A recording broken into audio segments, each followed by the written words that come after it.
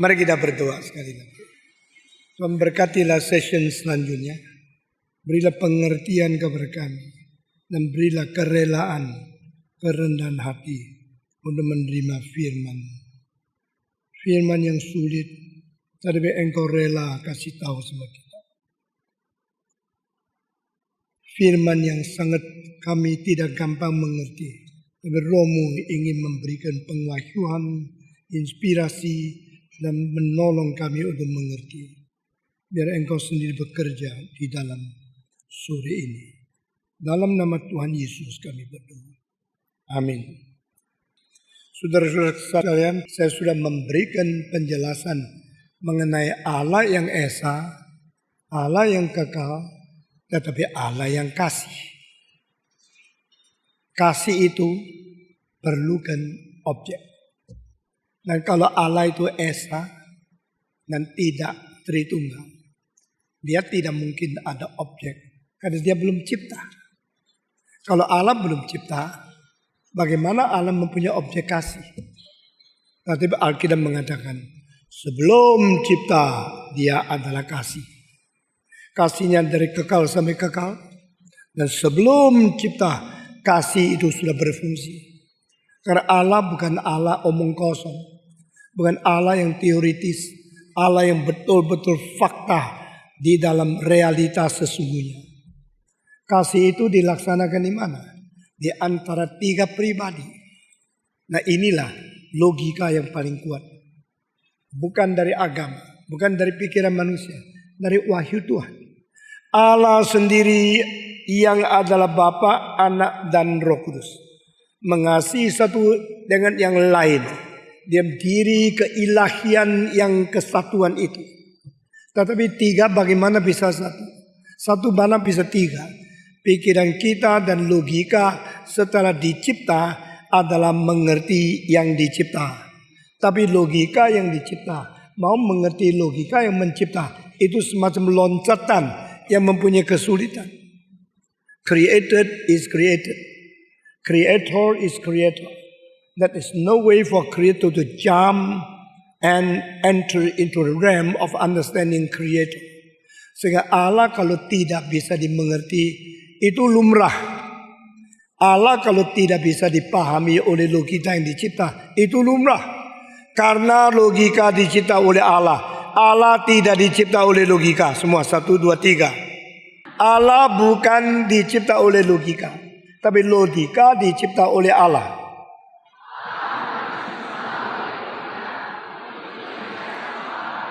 Semua orang pikir saya mau mengerti Allah. Kalau Allah saya tidak ngerti, saya tidak percaya. Allah bilang tidak percaya, sudah. Yang rugikan kamu. Hanya karena engkau tidak ngerti. Lalu engkau boleh tidak percaya. Saya bukan mau maksa ya. Yang tidak ngerti dipercaya. Saya cuma kasih tahu sama kamu. Yang tidak ngerti itu lumrah. Karena Allah lebih daripada pengertian. 350 tahun yang lalu. Seorang filosof dari Inggris namanya John Locke. Dia mengatakan, we always think about rational, contra-rational. Contra-rational, rational. Rasional dan tidak rasional. Yang rasional disebut masuk akal. Yang tidak rasional itu yang disebut tidak masuk akal. Tidak masuk akal kok suruh percaya. Kan tidak masuk akal. Jadi saudara lagi bicara apa? Bicara akal. Lalu yang bisa masuk dan tidak bisa masuk. Gitu ya. Akalmu berapa besar sih? Akalmu mau menampung lebih besar dari akalmu. Itu kan tidak mungkin. Akalmu terbatas. Akalmu tercipta. Akalmu hanya bisa menerima yang lebih kecil dari akal. Anak kecil bilang saya bawa satu cetuan pergi ke laut. Mama bilang mau apa lu? Saya mau bawa laut ke rumah. Hah? Mau bawa laut ke rumah? Saya ambil cetukan bawa seluruh laut ke rumah. Akhirnya saya berenang di rumah, tidak usah jauh-jauh ke pantai. Dia mau bawa cetukan untuk membawa laut ke rumah. Sama seperti akal mau mengerti Tuhan Allah. Akalmu itu kecil semua. 1, 2, 3. Akal itu ngomong kecil gitu. Akal kita itu Allah itu tidak terbatas. Yang terbatas mau masuk ke yang tidak terbatas. Kalau bisa masuk, saya percaya. Kalau tidak bisa masuk, saya tidak percaya. Inilah orang gendeng. Kita selalu gendeng tapi tidak tahu gendeng. Itu betul-betul gendeng. Sudah gendeng tidak tahu gendeng. Sudah salah tidak tahu salah. Sudah terbatas, tidak ngaku terbatas. Kita terbatas. Lalu kita mau memikir yang tidak terbatas. Kita rasional. Lalu masukkan super rasional ke dalam rasional. Itu tidak bisa. Engkau mengatakan apa sih maksudnya super rasional? Ini kalimat bukan dari saya, dari John Locke. Dia mengatakan we think about the rational, counter-rational, rational, irrational. Do you ever think there must be something super rational? Melampaui rasio, melampaui kemampuan logika kita menampung, melampaui kapasitas kita bisa memikirkan. Lebih besar daripada yang mungkin kita pikirkan. Itu namanya Allah. Kalau engkau pakai rasional, tak rasional, rasional, tak rasional untuk mau menampung segala sesuatu, engkau berusaha untuk mengeluarkan Allah daripada dunia manusia. Itu ateis. Ateis itu adalah teis, cuma tipe A. Jadi dia sebenarnya tahu Allah, tapi dia tidak mau ngaku, tidak rela terima, tidak rela, itu tipe A. Jadi adalah teis yang tipenya A, ada teis yang tipenya B, ada teis yang tipenya S. Ya. Saudara teis tipe apa saya tidak tahu. Orang ateis pikir saya mampu memikir segala sesuatu, bahkan Allah pun lebih kecil dari pikiranku. Kalau Allah bisa masuk akal, saya percaya Allah. Kalau Allah tidak bisa masuk akal, saya tidak mau percaya Allah. Engkau tidak percaya Allah, tidak mengganggu Allah. Engkau tidak percaya Allah, tidak merubah Allah. Engkau tidak percaya Allah. Allah tidak mungkin menjadi tidak ada hanya karena kamu tidak percaya dia ada. Allah juga tidak menjadi lebih ada setelah kita percaya dia ada. Lalu dia dari tidak ada menjadi ada karena engkau percaya dia. Siapa kamu? Kamu hanya manusia yang kecil, manusia yang rasulnya dicipta. Lalu engkau mau mengenal Allah yang melampaui rasio, itu namanya mimpi siang-siang bolong. Saudara, mengapa begitu bodoh? Itu sebab orang ateis waktu mati tetap ateis, setelah mati jadi teis terlambat.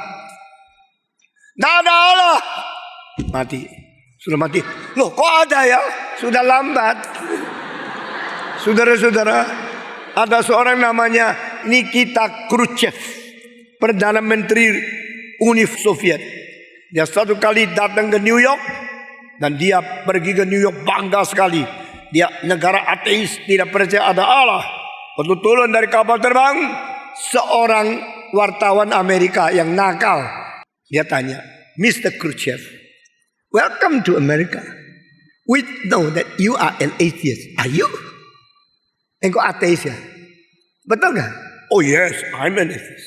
Orang itu tambah satu kalimat. Who knows? You say in your mouth, I am atheist.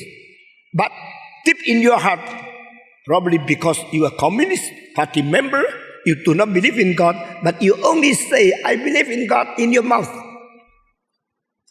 Khrushchev marah. Kan dia melihat orang nakal kayak begini. Dia menjawab, I am truly an atheist.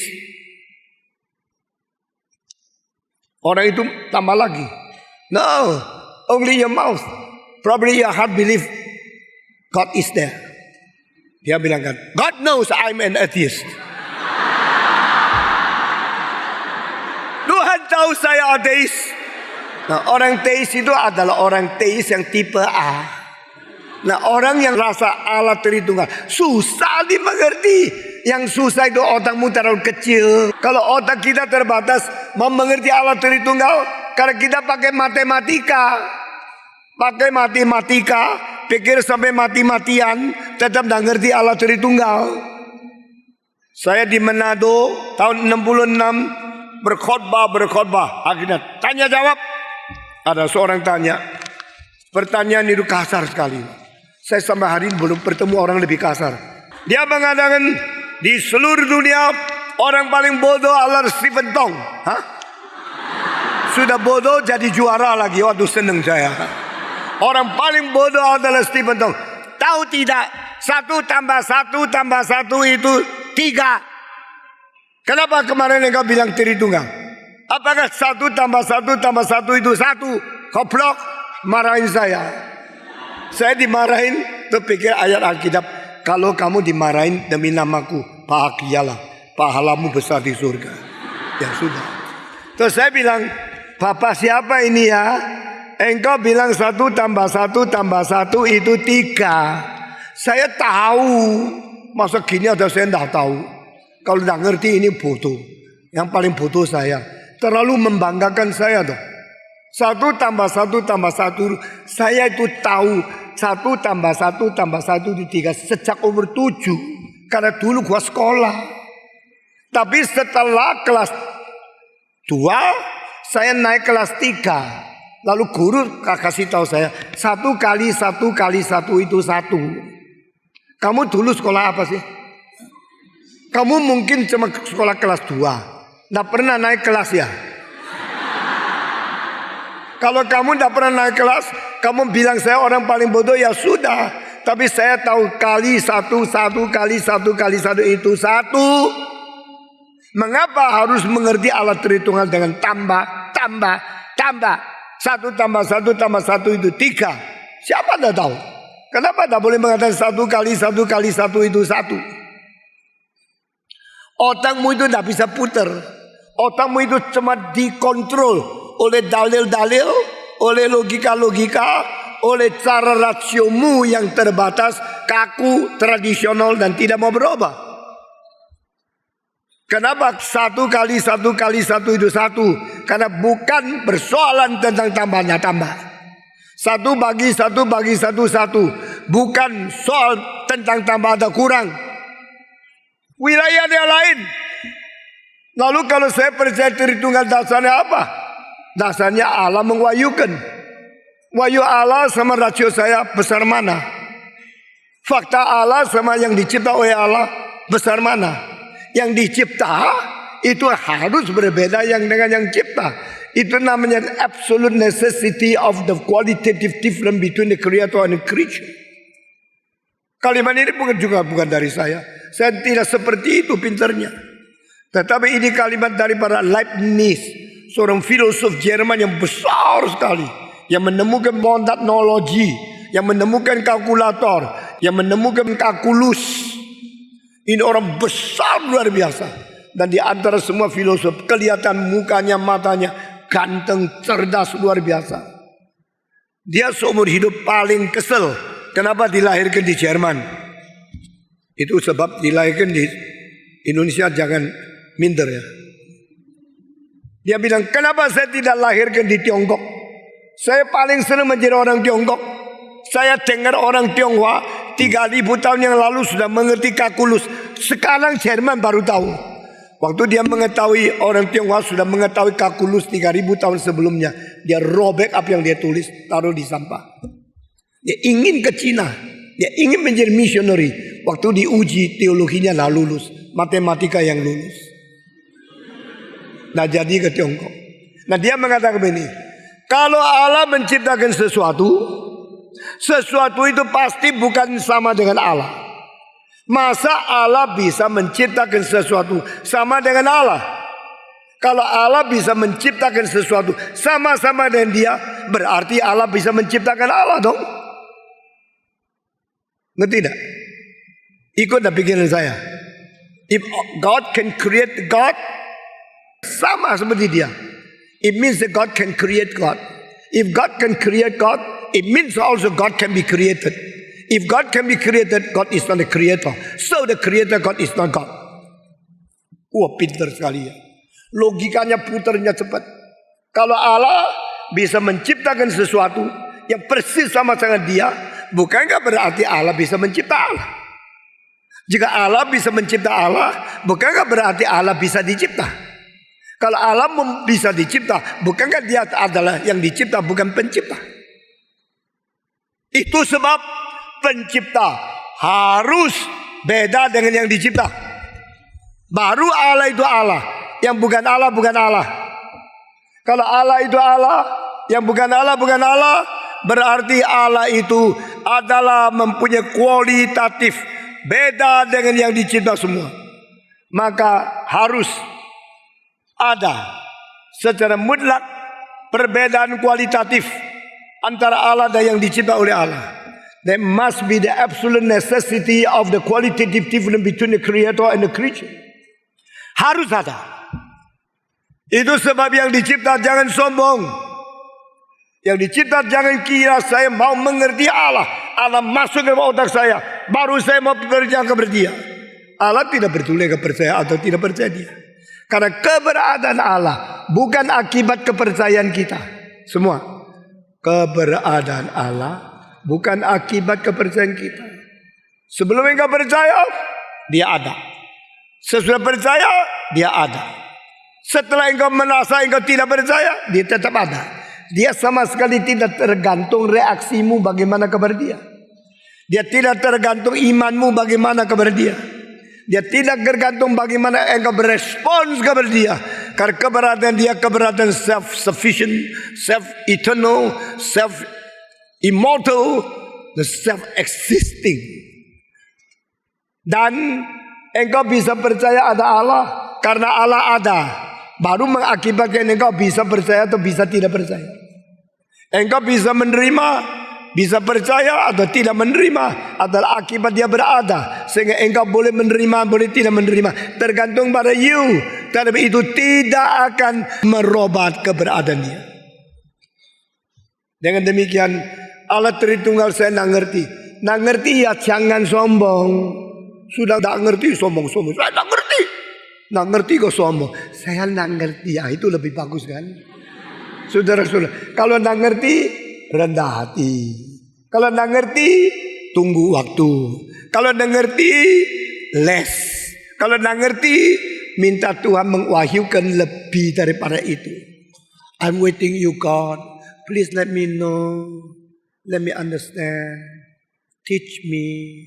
Reveal me. Enable me to know more about you. Kalau Allah itu melampaui rasio, kenapa engkau memaksa dia harus di dalam rasio? Kalau Allah itu mencipta, kenapa engkau persamakan dia dengan yang dicipta? Ini semua yang tidak masuk akal. Bukan Allah tidak masuk akal. Engkau minta Allah harus masuk akal. Itu namanya tidak masuk akal. Saudara-saudara, Allah sang pencipta jangan dipaksa. Allah melampaui jangan diturunkan. Allah inisiatif jangan dijadikan pasif. Lalu engkau mengatakan, oh God, when can I know you? Kapan saya bisa mengerti engkau secara tuntas, secara sempurna? Paulus berkata, sekarang kita lihat segala sesuatu samar-samar, tidak jelas. Kenapa? Zamannya Paulus belum ada kaca, hanya ada air. Jadi kalau mau lihat muka, ngeluh di sumur. Muka lu di situ. Oh, saya ada alis loh. Jenggot sedikit. Yang lain bilang, loh kok saya tidak ada jenggot? Lalu cewek kemana ada jenggot? Lalu engkau lihat kaca, tidak ada. Lihat air, ada. Engkau lihat kaca, kaca waktu itu bikinan tembaga. Tembaga itu dibikin sampai rata.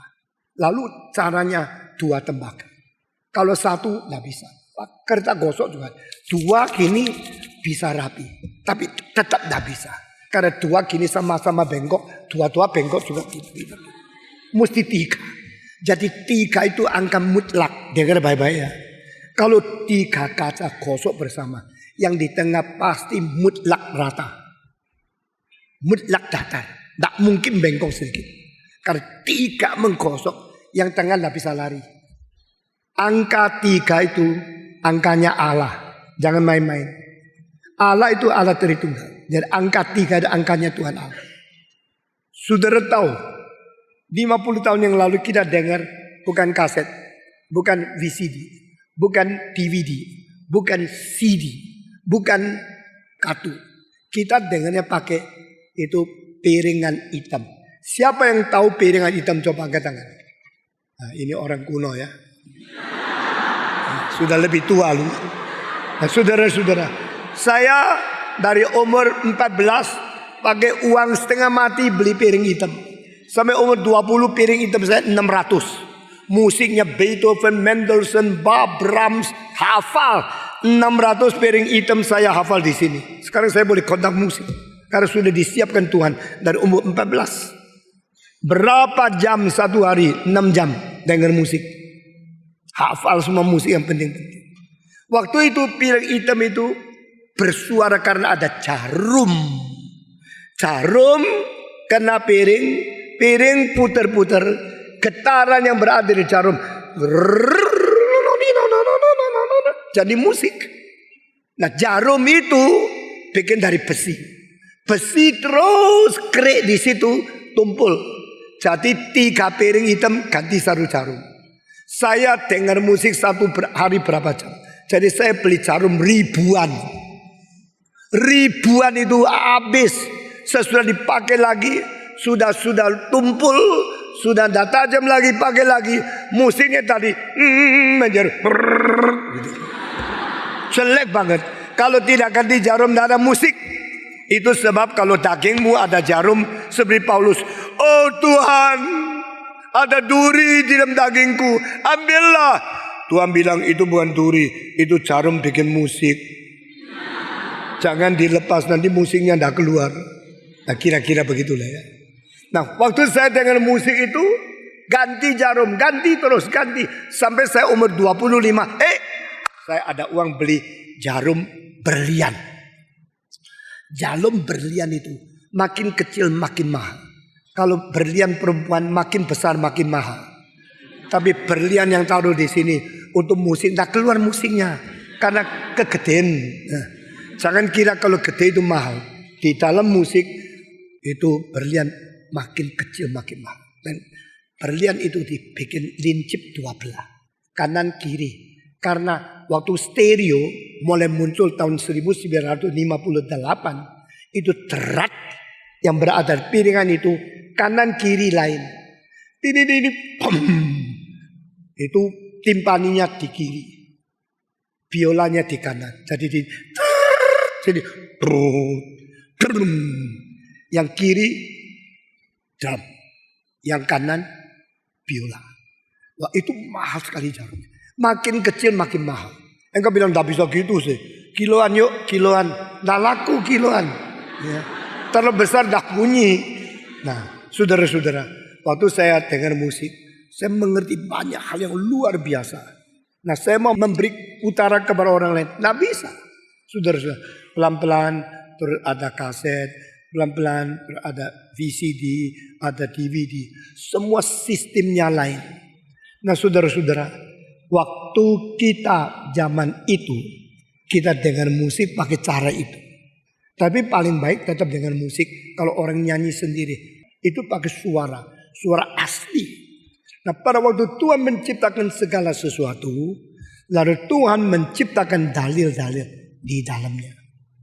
Waktu kita mengerti alat Tritunggal melampaui otak. Dan otak kita tidak bisa menampung, tapi Allah itu ada. Keberadaan Allah tidak dipengaruhi oleh respons kita, percaya atau tidak percaya kepada Dia. Dan pada waktu saya mengatakan, kenapa harus 1 tambah 1 tambah 1 itu 3? Kenapa tak boleh 1 kali 1 kali 1 itu 1? Itu lompat. Lompat daripada kelas 2 menjadi kelas 3. Lompat daripada angka tambah menjadi angka kali. Itu wilayahnya lain. Pada waktu kita mau mengerti Tuhan Allah juga begini. Jangan mengerti Tuhan Allah mengenai dalil, mengelalui tradisi ikatan yang sudah membelenggu engkau. Saudara-saudara. Lalu saya melihat lagi satu hal. Kalau di sini satu titik. Titik itu saya perpanjang menjadi apa? Titik kalau diperpanjang menjadi apa? Garis. Garis kalau diperpanjang menjadi apa? Bidang. Bidang kalau diperpanjang menjadi apa? Titik bergerak jadi garis. Garis bergerak menjadi bidang. Bidang bergerak menjadi ruang. Nah, di sini coba saya gambar ya. Bisa lihat tidak lihat tergantung orang itu tidur. Ini titik. Titik digerak menjadi garis. Garis bergerak menjadi bidang. Bidang bergerak menjadi ruang. Ruang bergerak menjadi tidak karu-karuan. Ini ruang ya. Ruang ini ada panjangnya, ada lebarnya, ada tingginya semua.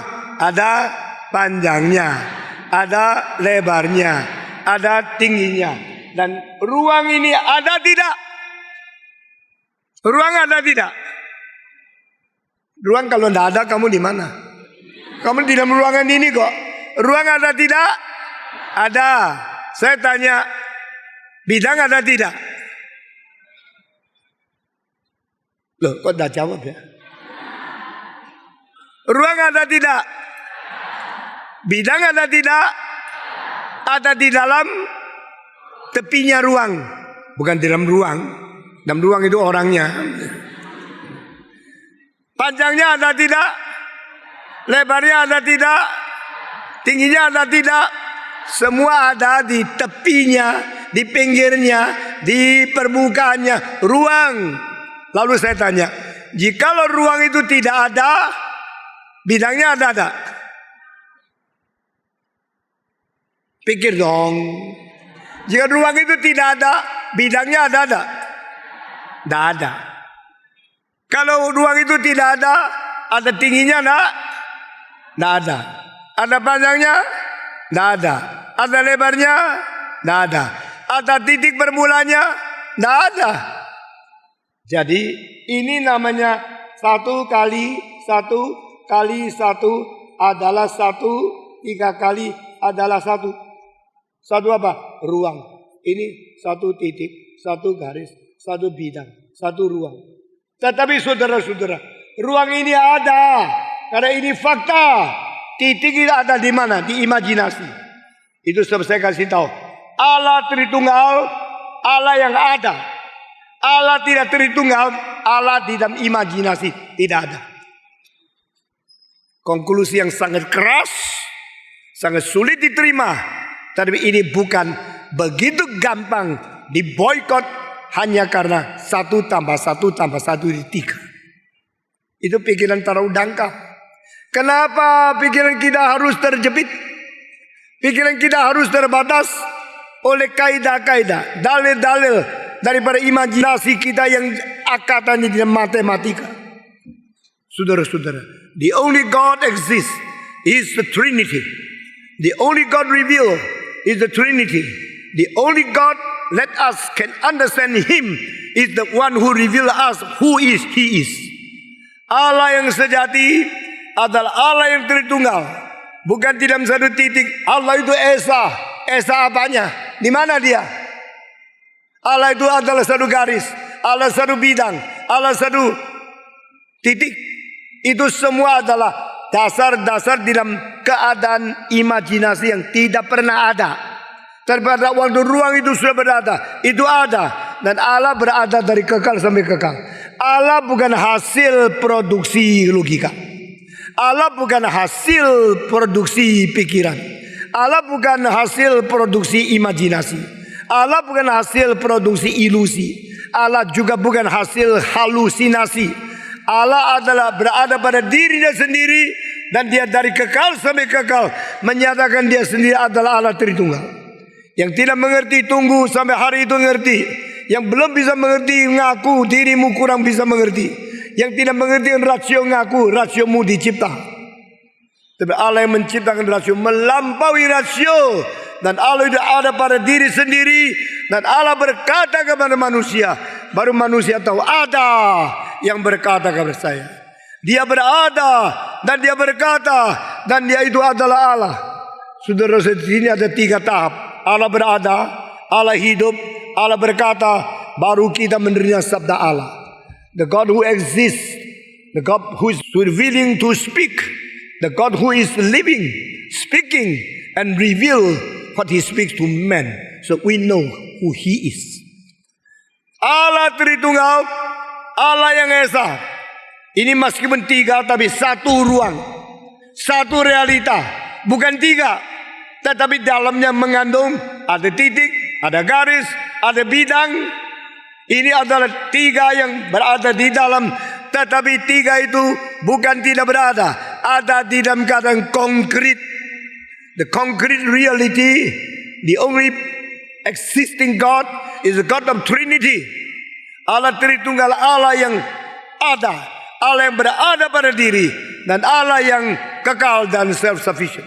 Selain Allah Tritunggal, semua Allah itu Allah konsep. Allah konsep itu Allah pikiran manusia. Ada Allah yang hanya dimengerti oleh rasio yang begitu datar. Allah yang sungguh adalah yang hidup, yang menyatakan diri bagaimana bekerja di dalam alam semesta, dan bagaimana mempunyai cinta kasih antara pribadi di dalam dirinya, substansi yang esa.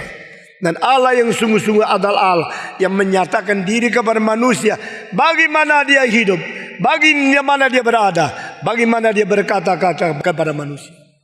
Barulah otak kita mengerti. Apakah Tritunggal itu rasional? Tidak. The Trinity is not rational, but Trinity is fact.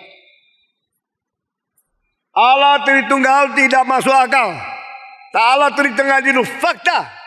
Dia adalah Allah yang sejati. Kenapa tidak masuk akal? Bisa fakta. Karena akal kita terlalu kecil. Masuk akal. Suruh alam masuk ke dalam akal. Dah sungkan kamu. Akalmu begitu kecil, suruh alam masuk ke dalam. Sama seperti unta masuk ke dalam mobilmu. Mobilmu meledak, masih belum cukup dia masuk. Seperti air laut masuk rumahmu. Engkau tak mungkin. Saudara-saudara, Allah yang faktual adalah Allah yang melampaui kapasitas rasio kita.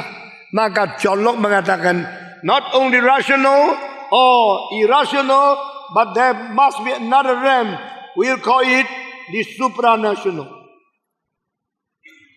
Saudara, sekarang engkau mengatakan, saya adalah manusia yang berpikiran, yang berotak, ada rasio. Otakmu berapa besar sih? Paling banyak 1.500 sampai 1.600 cc. Kalau kebanyakan, bengkak. Kebesaran, cair air, mesti keluarin. Kalau tidak, mati. Saudara-saudara, suruh Allah masuk sini, itu dah sungkan kamu. Allah, please come into my brain. What is your brain? How big is your brain? You want me to squeeze myself into your brain? Nah, maka dia bilang, yang masuk akal ini namanya rasional. Yang tidak masuk akal itu namanya irasional. But do you think that's all? No. There must be something supranasional.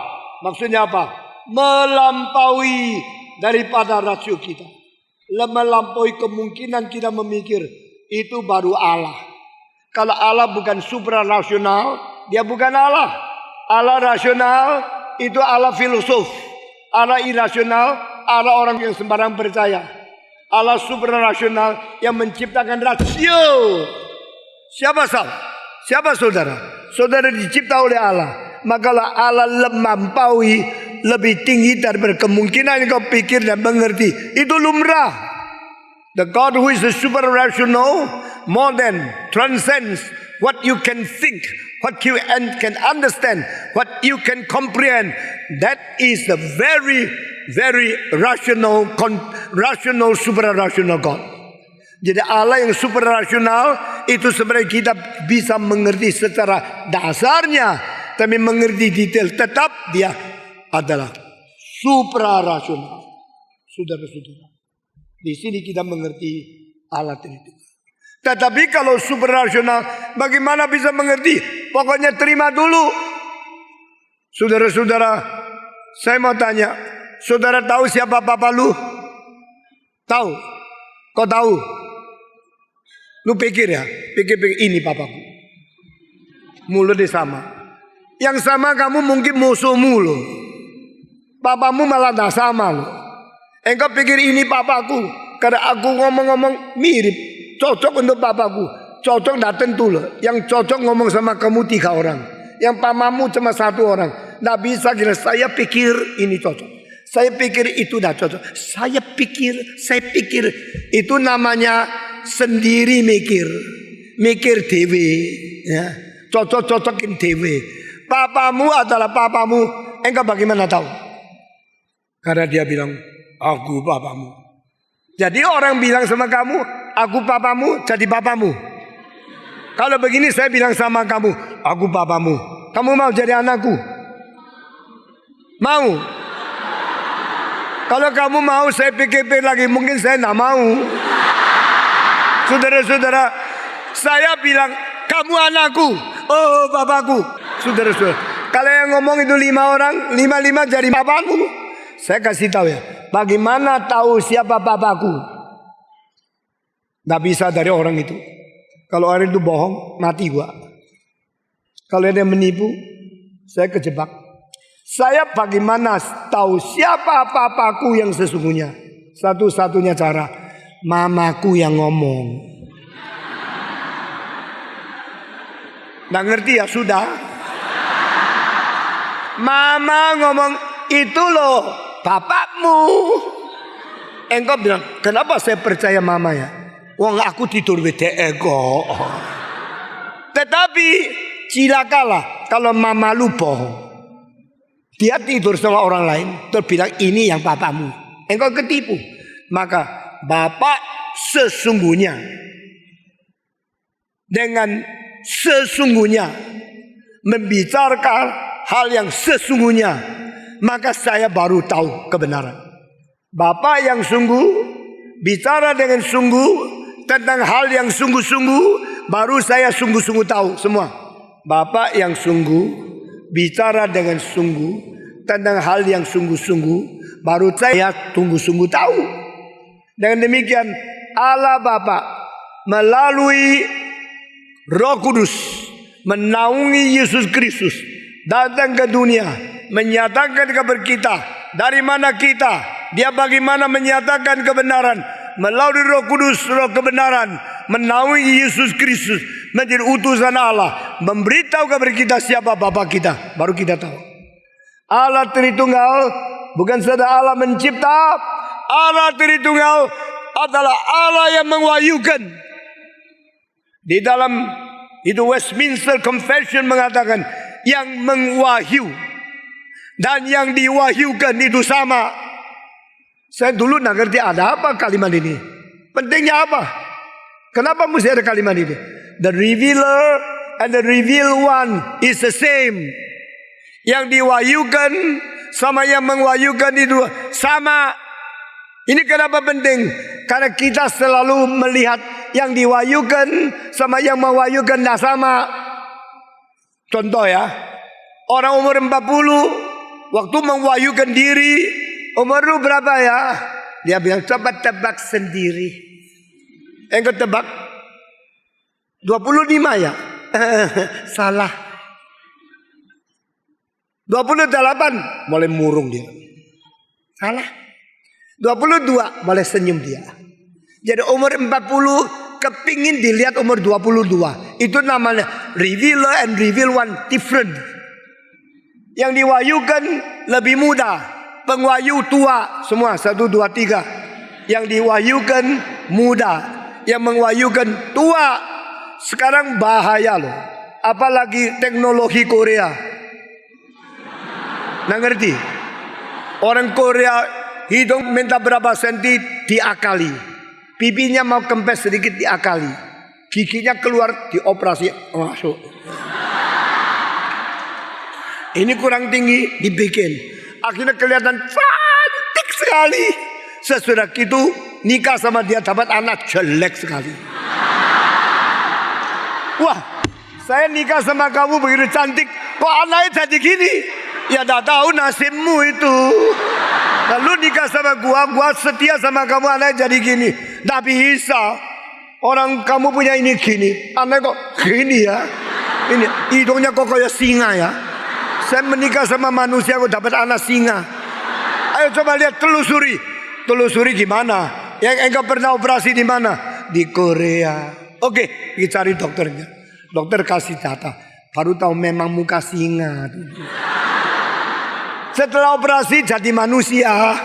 Ini namanya evolusi. Saudara-saudara, kalau engkau mengatakan Cilaka. Saya dapat nyonya lain sama aslinya. Aslinya itu the revealer. Nyonya yang saya dapat reveal one. The reveal one is fake. The reveal one is artificial. The reveal one after gone through the surgery. Setelah engkau dioperasi cantik gini, nah saya kira mendapatkan nyonya cantik, padahal mendapat nyonya antik. Cilaka ini bagaimana? Saudara-saudara, maka reform teologi begitu penting ya.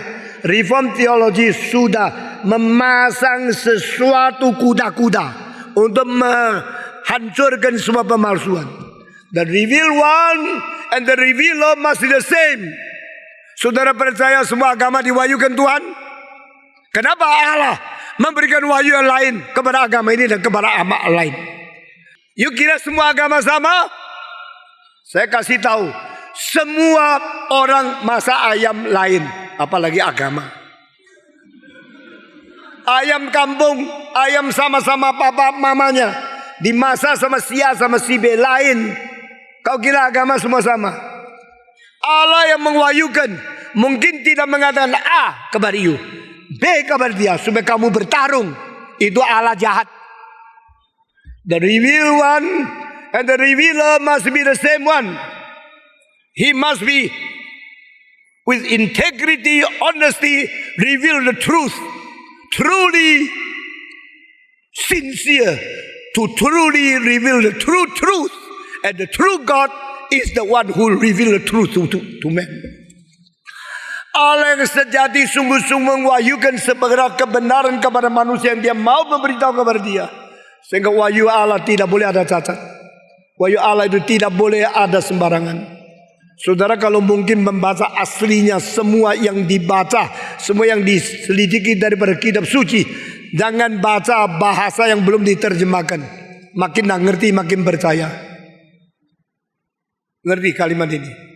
Makin nak ngerti makin dipercaya. Kalau nak ngerti ya kamu sembarangan percaya. Tetapi orang Kristen yang sejati, faith seeking understanding.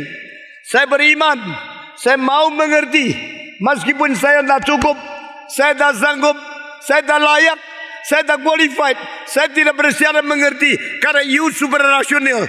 Tetapi paling sedikit yang super rasional bisa diterima oleh rasional dengan sungguh-sungguh takluk kepada engkau. Karena otak lebih kecil daripada roh. Saya mentaklukkan otakku kepada Roh Kudus. The return of the prodigal reasoning, that is called faith. The return of the prodigal emotion, that is called faith. The return of the prodigal valuation, that is called faith.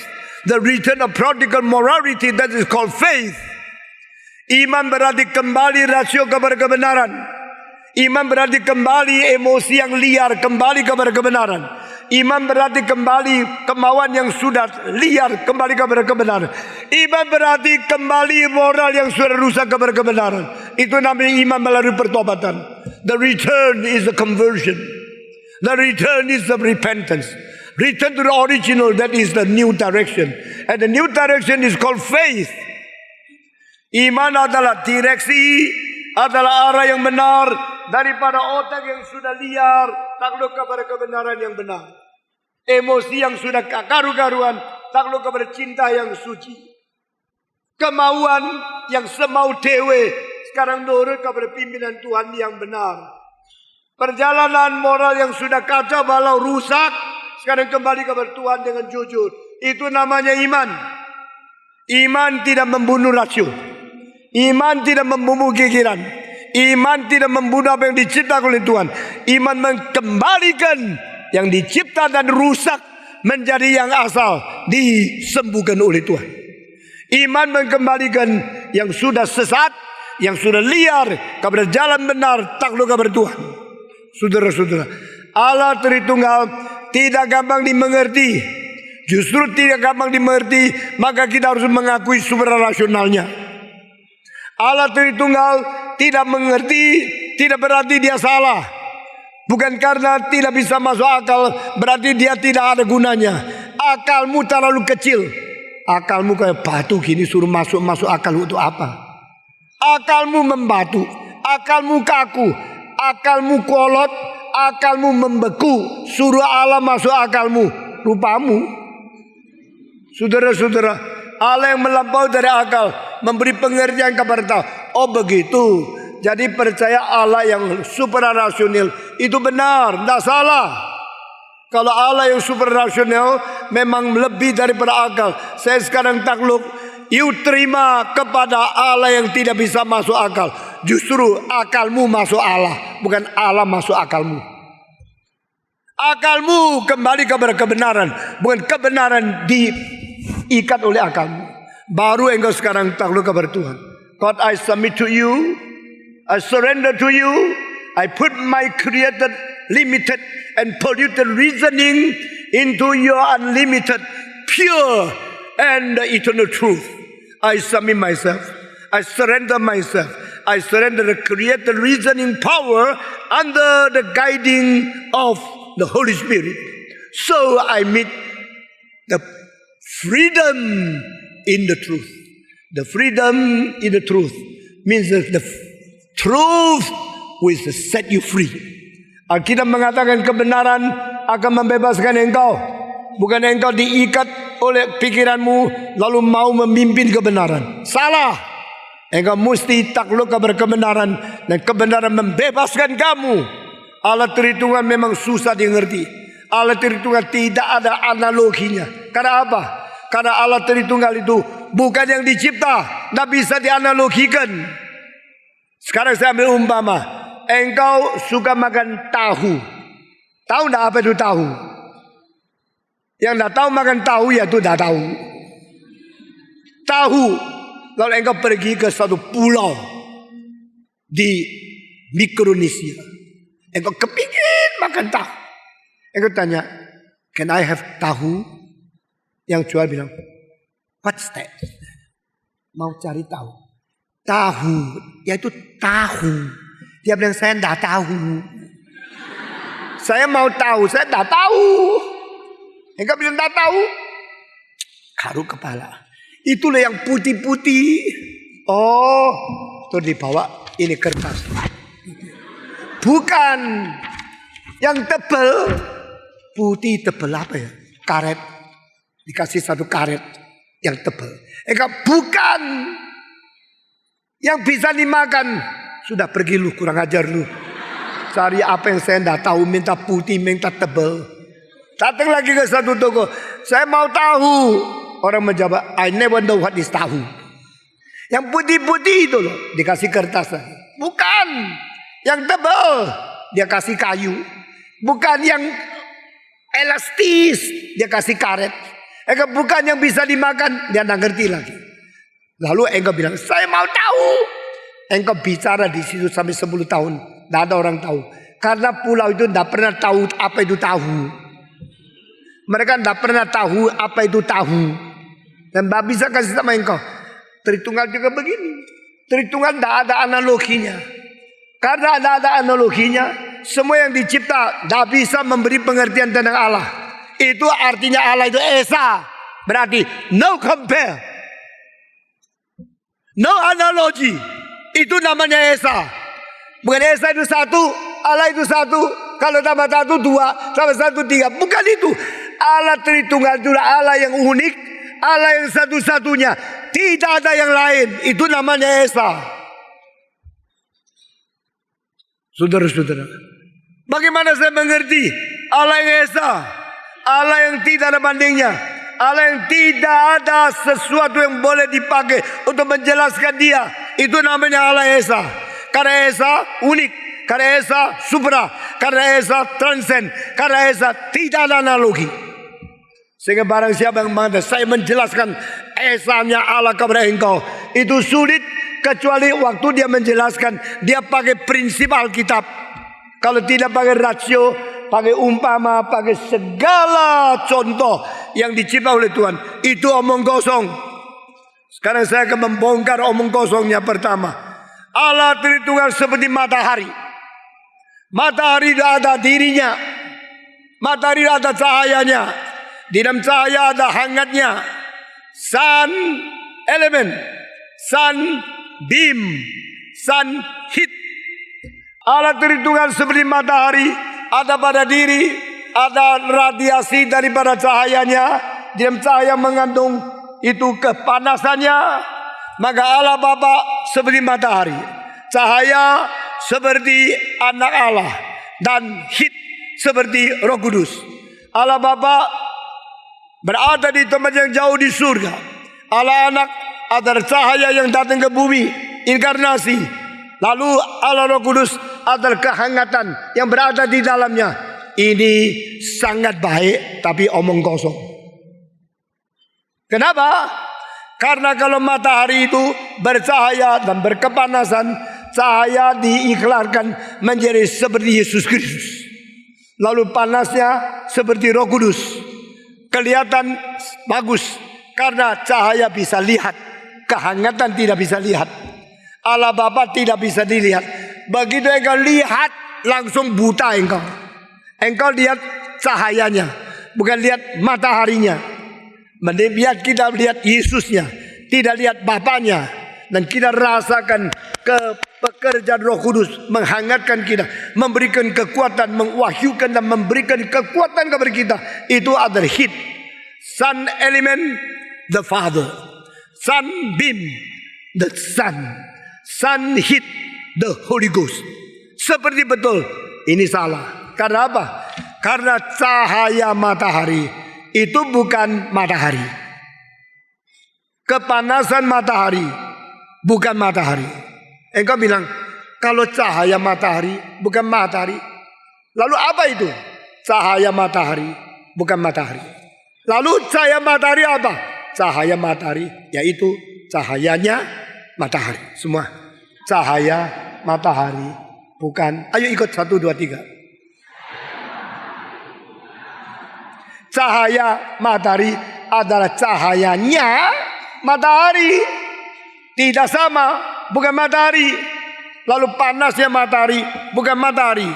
Panasnya matahari ada panasnya yang terkandung di dalam cahaya matahari, bukan matahari.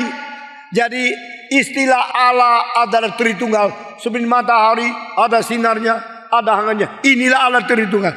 Itu namanya omong kosong. Itu namanya tidak menyampai, lalu bikin yang super rasional, sementara pura-pura menjadi rasional untuk menipu kamu. Guru sekolah minggu yang pakai cara ini untuk menipu anak-anak, dosamu sudah besar, cepat bertobat.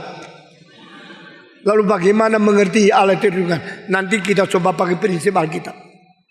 Kedua, es. Es keras. Es cair. Es uap. Yang keras kok bisa menjadi uap. Yang uap tak bisa dipegang. Tapi yang keras tidak bisa pegang. Bukan saja pegang, sebentar engkau lepas karena kedinginan. Karena es kok. Terlalu dingin kok. Es itu real.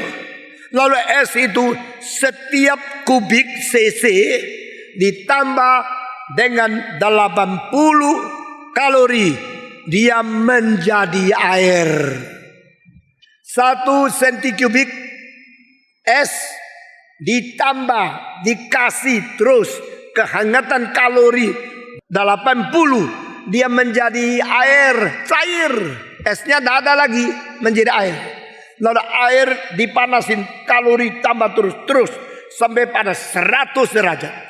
Dari 100 derajat air yang sebelum umum sudah 100 derajat, tambah lagi 1 cc air ditambah 540 kalori, dia menjadi uap, menjadi angin yang panas sekali, lalu menguap, menaik, lalu tidak tahu kemana, susah kembali lagi. Engkau mau menjadikan uap 100 cc menjadi 100 cc air Celsius, engkau mesti tarik keluar 540 kalori. Dari air yang 0 derajat menjadi 0 derajat, itu es, engkau mesti tarik lagi 1 cc 80 kalori. Tetapi herannya sampai pada 4 derajat Celsius, setelah mendingin sampai 4 derajat, mulai memuai. Mengapa memuai? Tidak ada orang tahu. Ini fisika, ini dalil, ini adalah yang ditetapkan oleh pencipta. Karena kalau air tidak memuai, dia menjadi es pasti tenggelam. Kalau air sudah musim dingin menjadi es semua tenggelam, ikan mati semua. Tuhan mengasihi dunia sehingga mengkaruniakan anak yang tunggal kepada mereka. Ini keselamatan. Tuhan mengasihi dunia sehingga membuat es bengkak. Itu kenikmatan. Karena kalau es itu sudah menjadi es, dia bengkak, dia terapung, ikan masih hidup supaya musim dingin masih bisa makan kepiting. Mereka masih bisa makan ikan. Demikian cara Tuhan bekerja. Ini semua super rasional. Saya mau mengerti, masuk akal. Akalmu kaku, akalmu terkurung oleh kaidah-kaidah fisika yang diciptakan oleh Tuhan. Padahal Tuhan pada saat tertentu dengan supernatural power, He intervene the natural law. Waktu Allah pakai kuasa supernatural untuk mencampuri dan melampaui, melanggar kaidah fisika, membuktikan dia Allah yang hidup. Dan itu kadang-kadang disebut mujizat. Pada waktu Tuhan melawan, melampaui apa yang sudah dia tetapkan menjadi yang tidak mungkin menjadi mungkin, itu mujizat. Mujizat dua macam. Mujizat rohani, supernatural, seperti membangkitkan orang. Mujizat yang natural seperti segala dalil yang ditetapkan oleh Tuhan. Saudara-saudara, satu kali ada orang tidak percaya Tuhan. Saya khotbah sama mereka. Lalu saya bilang, engkau pernah melihat ada mesin yang paling mutakhir? Mesin itu ya dikasih air, dikasih ludah, dikencing anak-anak. Terus sudah air kencing, air ludah, air keringat masuk. Keluar dari mesin itu jadi apel. Pernah lihat tak? Pernah lihat mesin yang begitu hebat tak? Mau tak mesin itu? Kalau kamu ada mesin itu waktu enak ya, kasih kencing jadi apel, mau nggak? Waduh, kasih kencing jadi apel, kasih ludah jadi apel, ya, kasih keringat jadi apel. Nggak pernah lihat? Yang pernah lihat coba angkat tangan. Saya selalu lihat. Mau? Saya bocor rahasia, mau? Pohon apel, betul tak?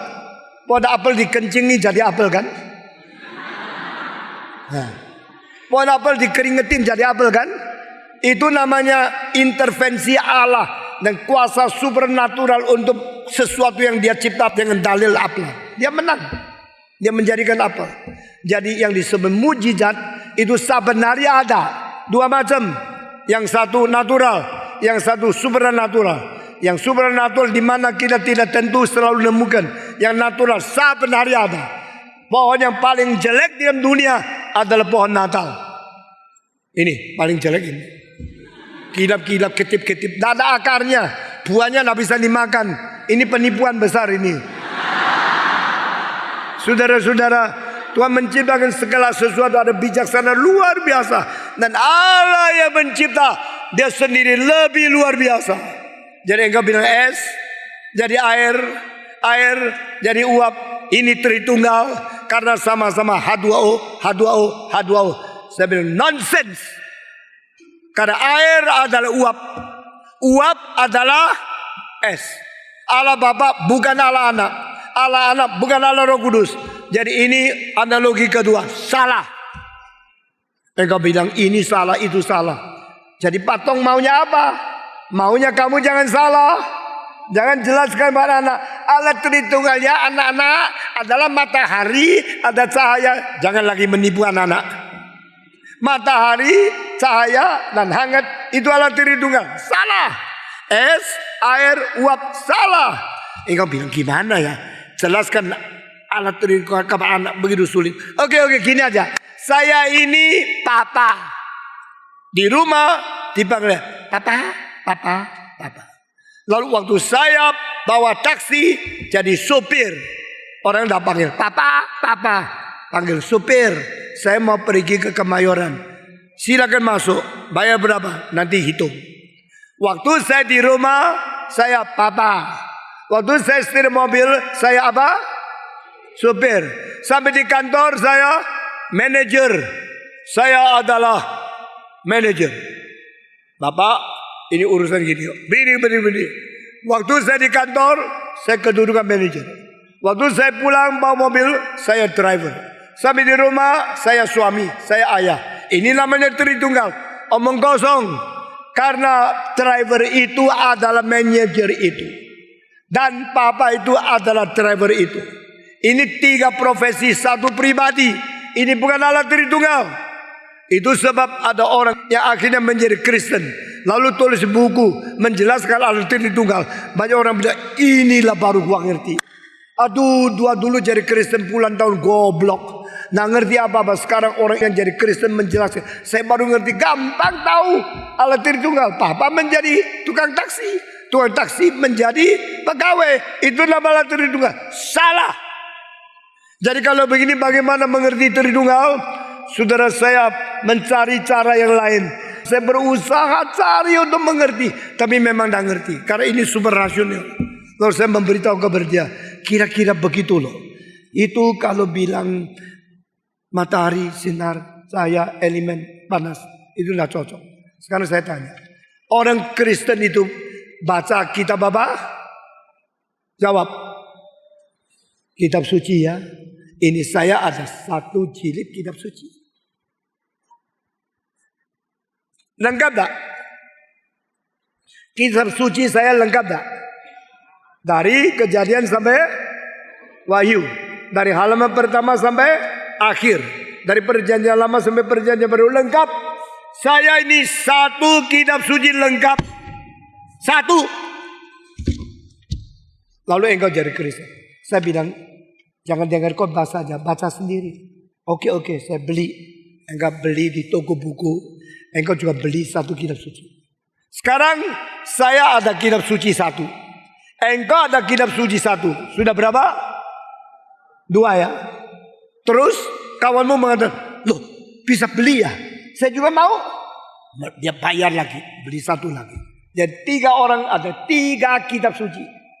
Si A kitab sucinya A. Si B kitab sucinya B. Si C kitab sucinya C. 3 orang ada berapa kitab suci? Hah? Berapa? 3. Kalau begini saya tanya, orang Kristen kitab sucinya berapa? Hah? Jadi 1. Jadi yang 2 dicuri. Engkau ada kitab suci, kitab suci, kitab suci, kitab suci. Ribuan juta orang mempunyai kitab suci. Saya tanya, kitab suci orang Kristen berapa? 1. Kenapa banyak menjadi 1? Kenapa 1 bisa banyak? Kenapa kalau saya 1 engkau 1, kita tetap 1? Berarti saya punya itu cuma 3 lembar. Dia punya 8 lembar. Semua digabung menjadi utuh, lengkap. Atau saya punya sudah lengkap? Saya punya lengkap. You punya lengkap. Semua orang mempunyai kitab suci 1 yang lengkap, tapi digabung semua. Orang Kristen mempunyai hanya 1 kitab suci, yaitu kitab perjanjian lama dan perjanjian baru. Di sini sudah meloncat lebih daripada 1 tambah 1 tambah 1 itu 3. Ngerti? 1 tambah 1 sama 1 juta sama 1 triliun tetap 1. Di sini multiple and oneness itu tidak perlu dibedakan.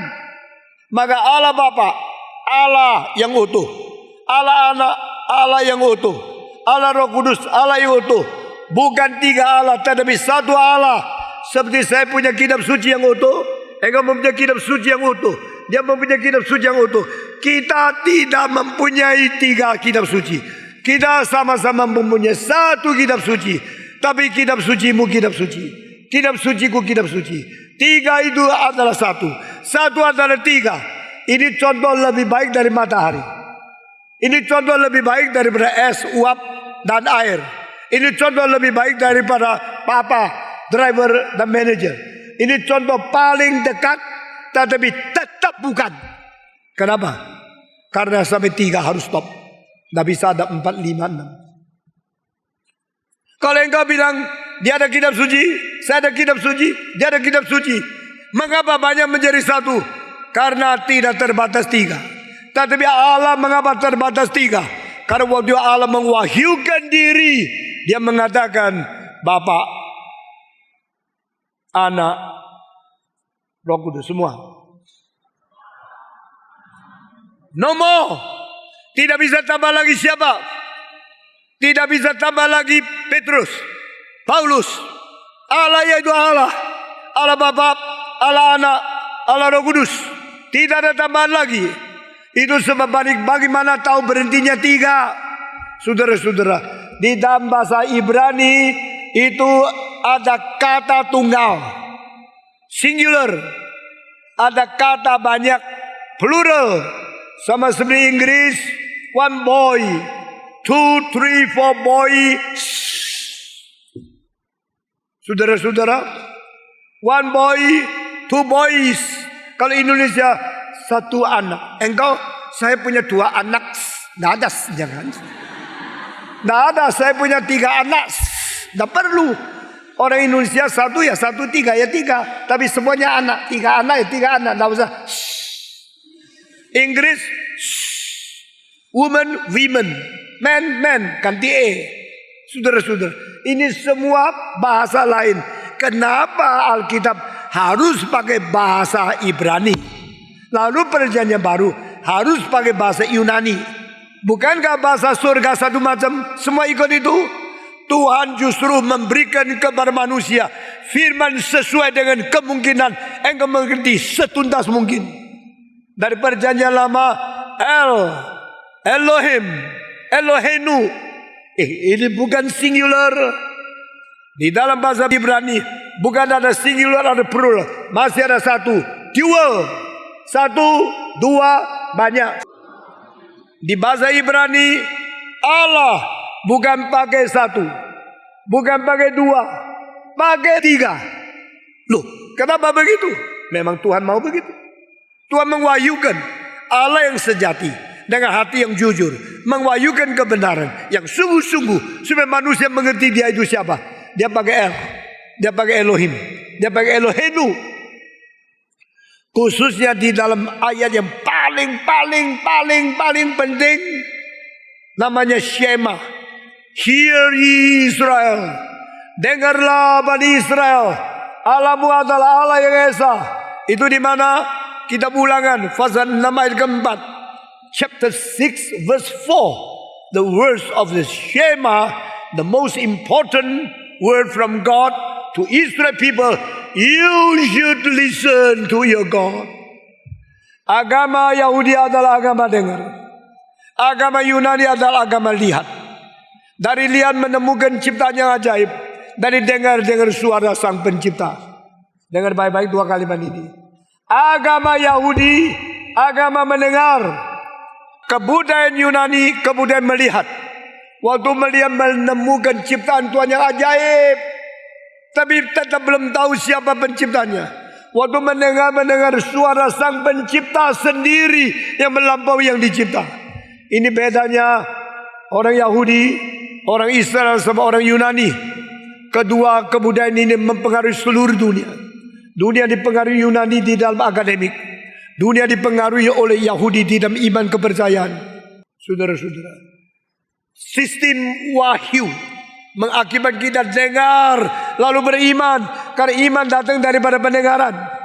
Sistem daripada lihat, mengamati lalu menemukan, lalu mendapatkan dalil-dalil. To discover the hidden truth in God's creation. Itu namanya akademik. Itu namanya ilmu. Jadi Yunani belajar. Tetapi kalau Yahudi percaya. Engkau kirim anak kemana? Ke Inggris, ke Perancis, ke Australia. Kemana? Ke tempat mereka belajar ilmu. Yang dipengaruhi Yunani mengajar manusia untuk belajar. Yang dipengaruhi Yahudi mengajar manusia untuk mendengar dan percaya. Saudara-saudara, ini 2 berbeda sekali. Dan Tuhan berkata, sekarang aku mewahyukan kepada engkau, Shema, hear ye Israel. Sekarang lihat saya. Dengarlah engkau Israel.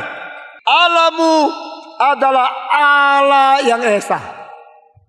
Your God is the only God.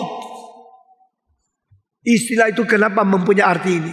Karena pakai Elohenu.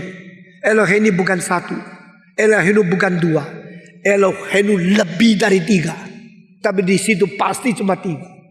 Your God is the only God. Allahmu Allah yang Esa. Allah itu pakai lebih dari dua. Esa tidak boleh lebih dari satu. Jadi Allah Tritunggal sudah dikunci, sudah disimpan, sudah diwahyukan di dalam perjanjian lama. Tetapi bagaimana tahu cuma tiga? Tadi kata kitab suci berjuta-juta tetap satu. Tapi Allah tidak boleh lebih tiga. Karena pada waktu Yesaya masuk ke dalam bait Allah, dan melihat Allah bersemayam di atas tatanya, dan mulianya mengcover seluruh alam semesta. Dan pada waktu dia berlutut melihat keajaiban Tuhan, dia mendengarkan serafin yang berteriak, suci, suci, suci. Berapa kali? Kenapa 3 kali? Allah Bapa yang suci, Allah Anak yang suci, Allah Roh Kudus yang suci. Sampai kepada Matius 28, Tuhan berkata, baptiskan mereka dengan nama, the name of the Father, the Son, and the Holy Spirit. Sehingga kita mengetahui Allah yang Esa adalah Allah yang 3 pribadi. Allah yang Esa adalah Allah Tritunggal. Allah Tritunggal, karena hanya Dia Tritunggal, maka hanya Dia Esa. Esa bukan arti satu tidak boleh ada pribadi kedua. Esa berarti Tritunggal ini Allah yang tidak ada bandingnya, tidak ada analoginya, tidak ada pengertiannya. Inilah Allah yang mengahyukan diri, karena Dia wahyu, dan wahyunya jujur, wahyunya tidak mungkin tidak benar. Sehingga kita terima wahyu sebagai fakta, bukan karena logika. Dengan demikian kita percaya Allah Tritunggal. Sampai di sini mari kita berdoa. Bapa di dalam surga, berilah ketaatan kepada kami, berilah pelunakan kepada kami, sehingga kami menjadi orang-orang yang rendah hati di hadapan-Mu. Karena Engkaulah telah mewahyukan diri-Mu, Allah yang sejati, Allah yang Tritunggal. Tambahlah iman kami, sehingga kami tidak tersesat di dalam semua pikiran manusia yang diciptakan oleh Tuhan, yang terbatas dan terpolusi. Gugah kami dan kebenaran yang sejati. Dalam nama Tuhan Yesus kami berdoa. Amin.